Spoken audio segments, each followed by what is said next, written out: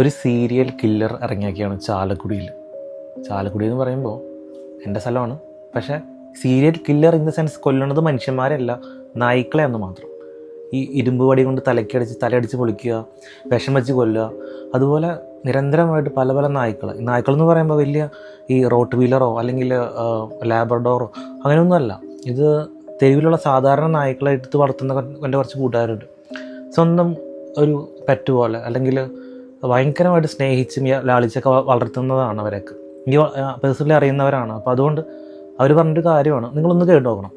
ഇതേ ബിപിൻ ചേട്ടാ, അതെ ഇതിന് ചില ദിവസങ്ങൾ ചില പട്ടികളെ വെട്ടി തല പൊളിക്കുക, കോട്ടയുണ്ട്, ചെയ്യുന്ന ആളുടെ വീഡിയോ ഉണ്ട്.